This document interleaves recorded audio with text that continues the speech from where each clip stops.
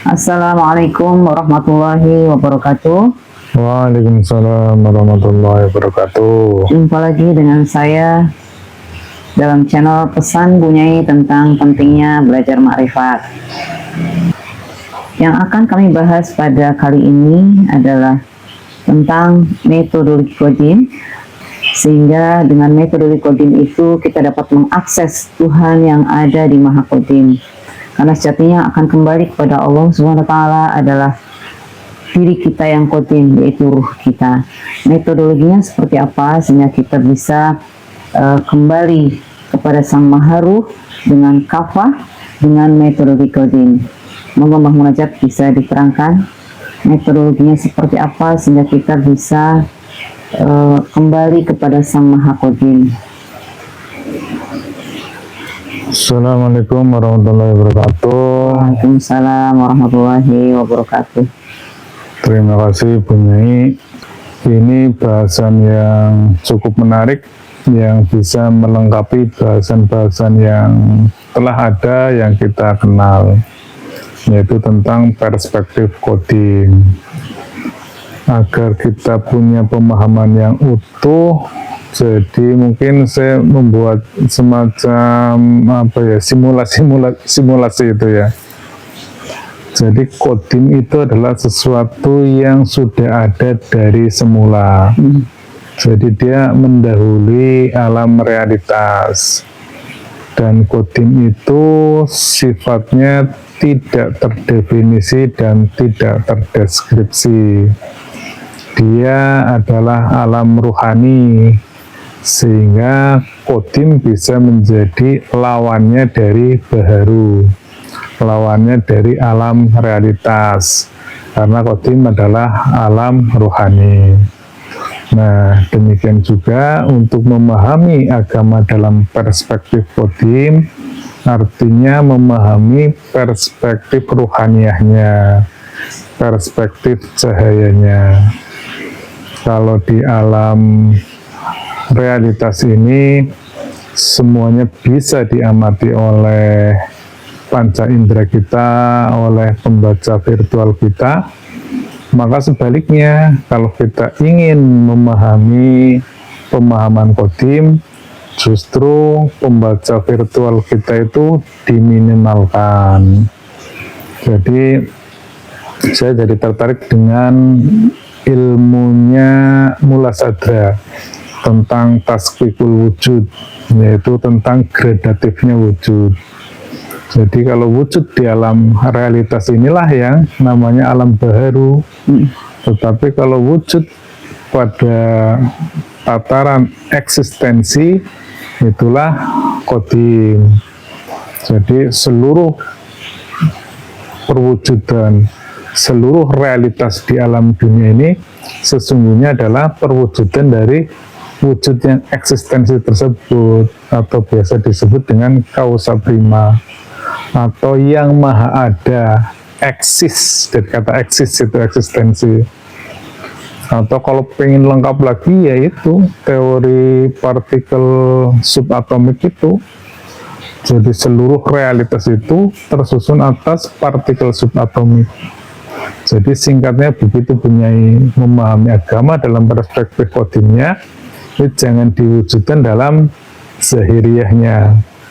Dan itu sekaligus juga sebagai metode untuk mempersatukan sudut pandang. Jadi sifatnya melengkapi pemahaman. Kalau kita di alam zahir itu alam yang dapat diraba dirasakan, alam fisik yang terkait dengan syariat, maka di sebaliknya terkait dengan rohani. Mungkin itu pemahamannya Bunyai, biar lebih terkonstruksi dengan pas itu. Iya ya, diawali dengan konstruksinya dulu ya Mbah Munajat. Saya jadi ingat ini Mbah Munajat tentang hadis Rasulullah, yaitu hadis Nabi yang diriwayatkan oleh Abu Hurairah tentang kutinggalkan dua nampan ilmu, yaitu ilmu syariat dan ilmu hakikat. Ini sebelum masuk ke dalam metodologi Qadim ya Mbah Mun ya. Iya. Jadi begini disampaikan, aku telah hafal dari Rasulullah dua macam ilmu, Yang pertama ialah ilmu yang aku dianjurkan untuk menyebarluaskan kepada manusia, yaitu ilmu syariat. Dan yang kedua ialah ilmu yang aku tidak diperintahkan menyebarluaskan kepada manusia, yaitu ilmu yang seperti hayatil ma'mun. Maka apabila ilmu ini aku sebarluaskan, niscaya engkau seakan memotong leherku atau menghalalkan darahku. Ini antara ilmu syariat dan ilmu hakikat. Dalam hadis ini artinya bahwa memang kita itu ditinggalkan dua nampan ilmu. Jadi ilmu syariat, ilmu yang bisa diungkapkan kepada masyarakat luas, sementara ilmu hakikat tidak bisa dibuka, atau zaman dahulu disampaikan bahwa ini adalah ilmu rahasia. Ilmu yang akan kita bahas di sini adalah termasuk ilmu yang kedua, yaitu ilmu qadim. Karena kita sejatinya adalah memang di dua dimensi zahir dan dimensi batin, jasmani dan rohani. Jasmani adalah ada umur teknisnya, bahwa kita sesuai dengan akan berpulang ya, umur teknisnya. Tetapi kalau yang sejatinya akan berpulang adalah ruh yang qadim. Artinya itu yang harus belajar melalui ilmu hakikat. Jadi kalau kita belajar syariat menggunakan akal dan panca indera ini adalah baharu yang ada teknisnya, hanya digunakan di dunia. Kemudian sejatinya manusia ada dua dimensi, yaitu syariat dan makrifat. Sementara ilmu makrifat itu menggunakan ruh, jadi menggunakan metodologi tadi. Jadi kalau kita akan mencapai kafah, maka kita harus menggunakan dua ilmu tadi. Jadi ilmu syariat dan ilmu hakikat. Nah, ini metodologinya seperti apa? Jadi kita ada juga cerita Rasulullah bahwa ada sahabatnya yang orang Badui itu belum dikatakan beriman. Nah, ini tadi, padahal dia merasa-rasa sudah beriman, sudah ada di zaman Rasulullah dan ikut perintahnya Rasulullah pada saat itu, tapi ternyata belum dikatakan beriman. Inilah bedanya antara syariat dan makrifat. Jadi cara pandang kita pun akan berbeda ketika kita memahami ilmu syariat dan ilmu makrifat. Maka itu ada metodologinya supaya clear bagaimana kita bisa paham tentang ilmu qadim. Jadi kita tidak akan berdebat atau merasa benar sendiri, itu sama sekali tidak demikian. Karena dalam hal ini kita menyampaikan ini adalah juga dalam rangka menjolok untuk menambah kesadaran rohani kita dalam bimbingan guru, artinya dalam perintah guru. Ini yang kita juga dalam belajar. Jadi kita menyampaikan ini betul-betul menyampaikan sejatinya kita belajar di dua dimensi. Yang kami pelajari hari ini adalah belajar ilmu Thariqah Nahsabandiyah Khalidiyah Nusantara. Ini adalah ilmu makrifat. Jadi ilmu tarekat untuk menuju makrifat. Itu. Jadi metodologinya tadi setelah kita ditanamkan, karena kita menuju alam qadim itu harus bermetodologi dan harus ditanamkan nur iman dan nur kitab melalui baiat, kemudian masuk ke dalam metodologinya termasuk zikir sendiri, zikir jamaah yang kemarin sebelumnya kita sudah sampaikan, kemudian ikut menjolok dalam ubudiyahnya, sehingga kita naik kesadaran kita menjadi dimensi-dimensi kesadaran yang meluas gitu dalam sisi ilmu ketuhanannya, ilmu rohaninya. Jadi yang kami sampaikan adalah di sini bagaimana kita bisa berpulang kepada Allah dengan menggunakan rohani yang tersambung dengan Sang Maha Rohani. Saya kira itu Mbah Munajat dari saya, mohon diperjelas lagi gitu ya. Mungkin saya tidak runut atau kurang dapat difahami barangkali ya sama pendengar. Jadi mohon dijelaskan Mbah Mun. Mungkin saya kembali lagi, itu yang disampaikan Bunya itu kan tadi sudah metodologi bertorekot itu. Jadi lebih kepada yang mendasari dulu, kenapa sampai pada bertorekot seperti itu, ada baiat, ada suluk dan sebagainya. Sebenarnya banyak sekali ayat-ayat yang menyampaikan hal ini, yaitu hubungan antara terutama terkait ayat keimanan. Jadi beriman kepada Allah, Rasul, dan hari akhir itu sering sekali dipadu-padankan antara ketiga hal ini. Dan sesungguhnya itu menjadi salah satu indikator tentang bagaimana kita memahami qadim. Pertama, Allah tentu pasti itu ya, karena Allah laisa kamitslihi syai'un, maka kita ada pola keterhubungan dari sisi ruhaniyahnya. Itulah yang disebut dengan tali wasilah, sebagaimana Al-Maidah 35. Jadi hanya itu satu-satunya cara untuk berhubungan dengan Allah. Nah, ini yang membedakan antara perspektif qadim dengan syariat. Kalau syariat kan tidak ada ya, tidak ada bentuk wujudnya. Wasilah itu seperti apa? Karena itu qadim, jadi tidak bisa dijalankan dengan perspektif lahiriah. Artinya tubuh kita, panca indera kita tuh tidak bisa melaksanakan itu karena ini terkait dengan qadim.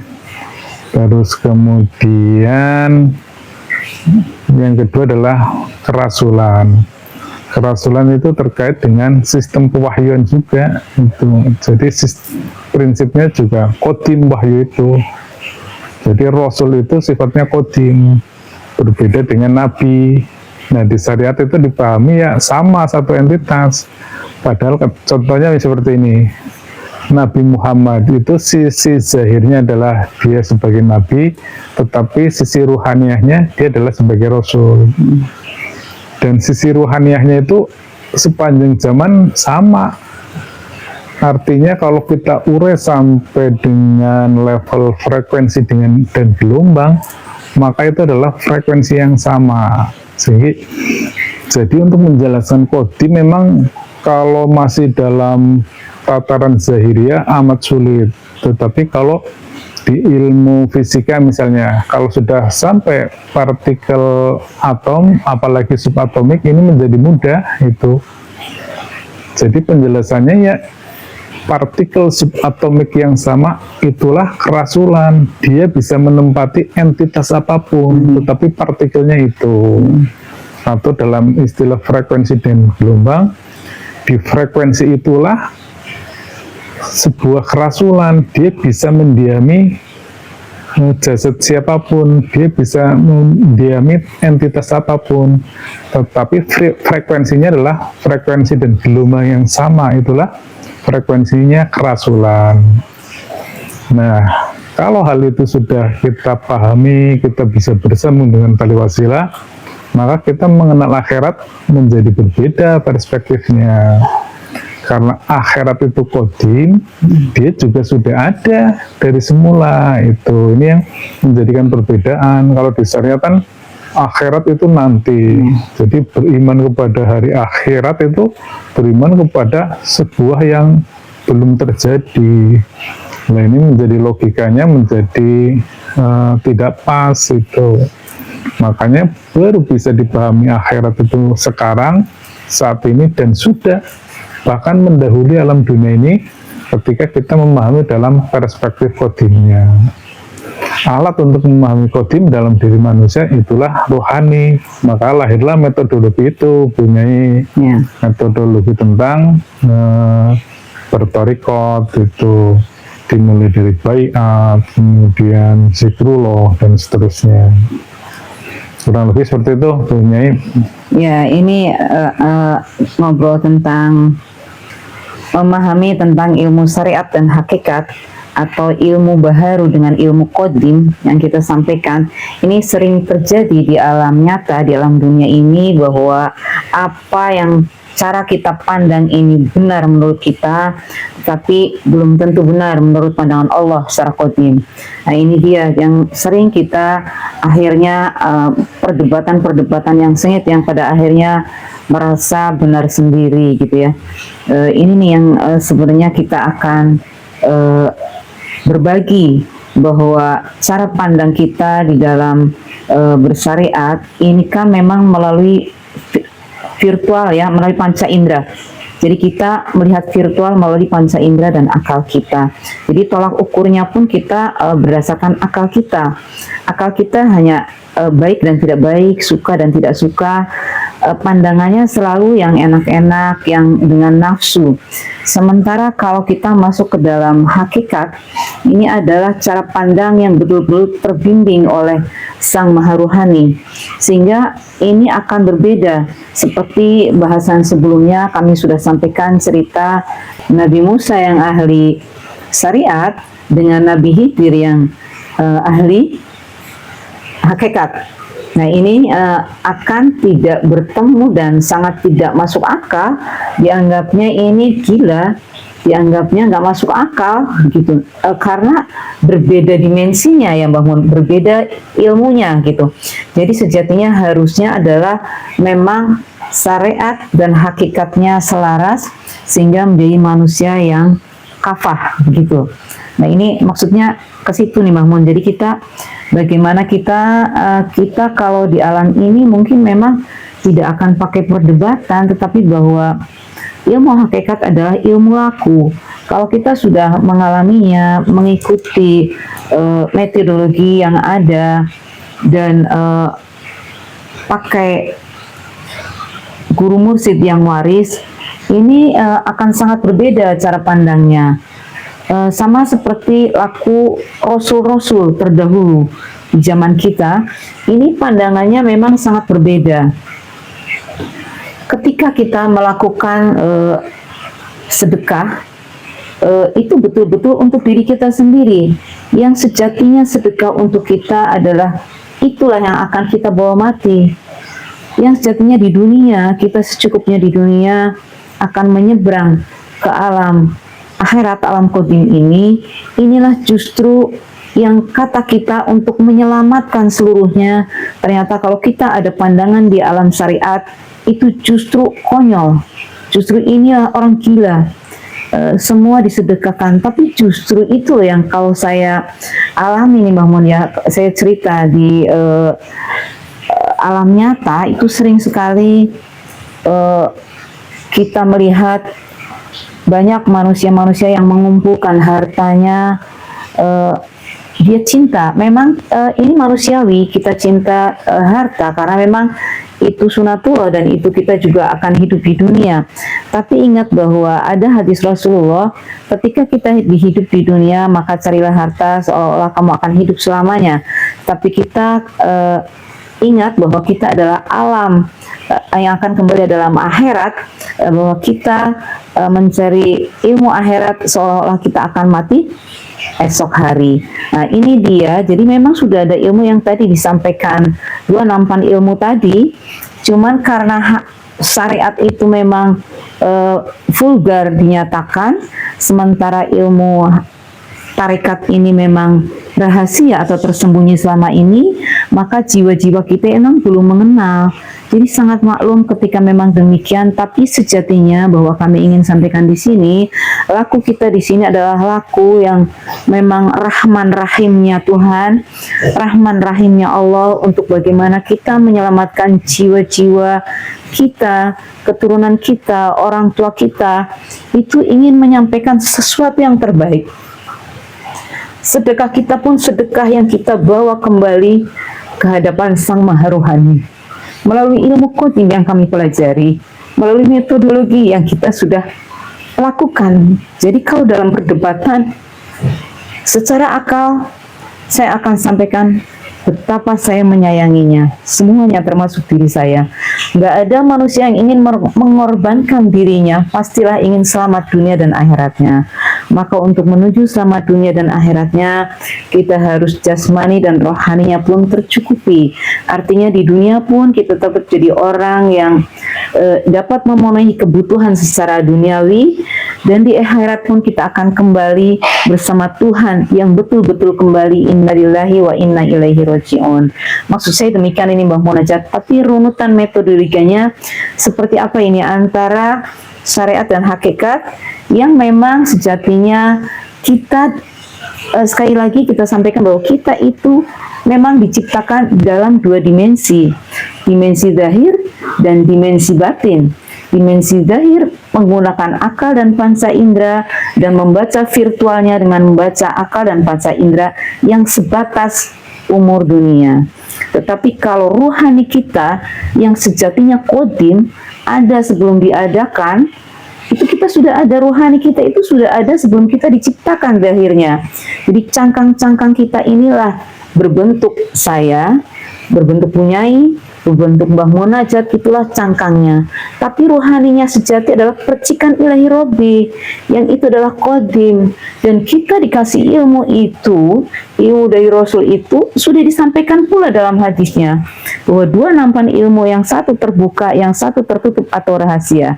Nah, kita menemukan yang rahasia ini, bukan kita yang menemukan, tapi dengan izin dan ridhonya terpanggil untuk belajar ini, maka kami sampaikanlah ini untuk seluruh saudara-saudaraku, seluruh yang ingin bagaimana kita bisa kembali secara kafah, bahwa dunia ini sementara, dunia ini baharu, umur kita pun tidak tahu bahwa kita akan sekarang dipanggil atau esok, tapi bahwa akhirat itu pasti, dan rohani kita itu pasti akan kembali.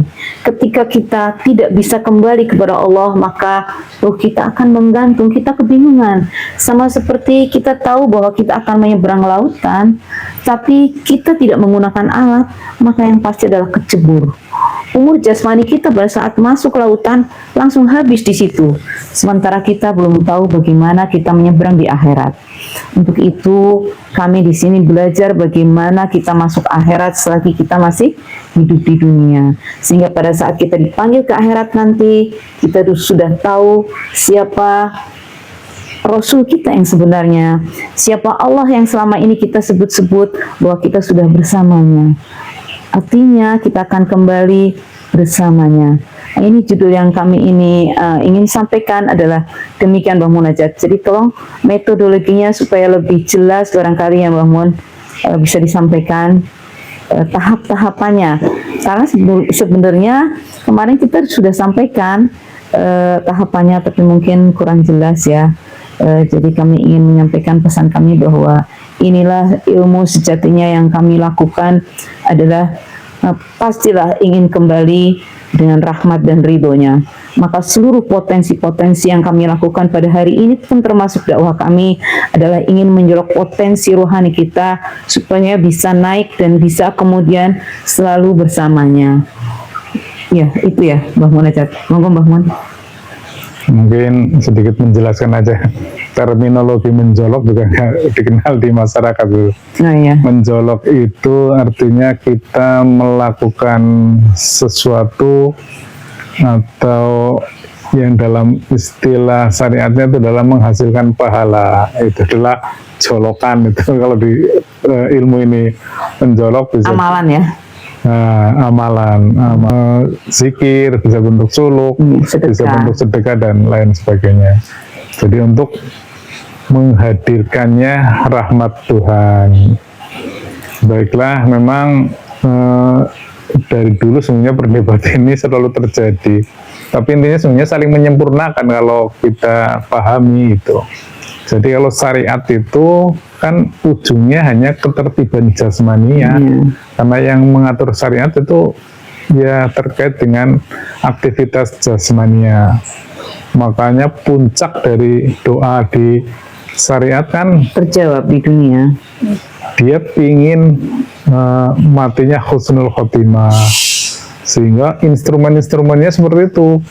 Di akhir hayatnya bisa la ilaha illallah, mengucapkan mulutnya itu ya, terus kemudian matinya sakaratul mautnya tersenyum. Itu hanya sampai di situ karena ujung dunianya di situ, jadi hanya dipahami sampai di situ. Zahirnya maksudnya ya Mbah Mun. Iya, berbeda dengan ilmu hakikat. Justru ilmu hakikat malah gitu-gitu nggak begitu penting gitu. Jadi pentingnya adalah bagaimana ruhmu setelah innalillahi itu pertama. Kemudian yang kedua, bahkan kematian itu bisa dialami selagi kita masih hidup gitu. Jadi karena kita berlepas dari hal-hal yang sifatnya zahir, itu ada istilahnya namanya mutu qobla anta mutu. Jadi matikanlah dirimu gitu, sehingga ruhaniah kita tuh bangkit gitu. Makanya seluruh terminologi dalam Al-Quran bisa dimaknai dalam dua perspektif itu. Hari berbangkit itu bukan nanti setelah dunia ini kiamat. Beda ininya, beda perspektifnya. Kiamat kan urusan dunia, alam zahir. Hari berbangkit itu urusan rohani, alam qadim. Beda perspektif, beda pendekatan. Jadi makanya karena qadim tidak terikat oleh ruang dan waktu, kebangkitan bisa dimulai dari di dunia ini. Ini kalau mau eksplorasi sungguhnya sih amat luas, amat banyak itu dunia ini. Saya sungguhnya bisa mengeksplorasi ini sesuai dengan rumus-rumus dari Stephen Hawking ataupun Tesla, bagaimana tentang frekuensi dan gelombang, bagaimana Einstein dia gagal menyeberang ke dimensi seberangnya itu. Kita kenal teori black hole, singularitas, jembatan Einstein-Rosen, kemudian hukum medan kuantum. Itu sebenarnya ujungnya dunia. Jadi orang terpandai di dunia ini sudah sampai ujungnya, dan kita dasarnya adalah itu. Jadi orang-orang itu sudah sampai ujungnya dunia tetapi tidak bisa masuk ke alam seberangnya. Itulah Shiratal Mustaqim. Tetapi ada orang-orang unggulan di sepanjang sejarah yang mampu melenting memasuki alam itu. Itulah nabi-nabi, itulah rasul-rasul. Dan sampai hari ini selalu ada orang yang menjaganya itu untuk menjaga keseimbangan. Kalau nggak ada orang itu, maka sudah kiamat dunia ini. Ada kan hadisnya, kalau di dunia ini masih ada yang membaca Allah, maka dunia tidak akan kiamat. Itu siapa coba? Itu orang yang hambanya, yang ruhanianya disucikan. Kalau tanpa orang itu ya sudah selesai dunia ini. Jadi kalau Allah orang biasa ya nggak bakalan kiamat. Itu sekarang yang menyebut Allah kan banyak banget di muka bumi itu. Jadi memang beda perspektifnya, tetapi intinya ini adalah saling melengkapi. Dan yang paling penting juga ilmu ini memang sangat tersembunyi punyai. Jadi effortnya ya luar biasa. Jadi tidak mudah memang. Endingnya sih ya saling belajar saja, saling belajar, saling memahami. Dan yang kami lakukan kan kami sudah merasakan, sudah menjalani tahapan-tahapan di ilmu zahiriyah. Seluruh rukun Islam ya sudah kita laksanakan, seluruh amalan-amalan ibadah-ibadah yang tertulis istilahnya dalam kitab itu ya udah kita laksanakan semua itu. Tetapi perspektif ruhaniahnya inilah yang sedang kita belajar di situ. Demikian Bu Nyai, saya kira cukup kali ya. Ya, saya kira itu yang bisa kami sampaikan pada kajian kali ini. Mohon maaf lahir batin bila banyak hal yang kurang berkenan. Akhir kata, ilahi anta maksudi Wa ridhoka madlubi. Wassalamualaikum warahmatullahi wabarakatuh.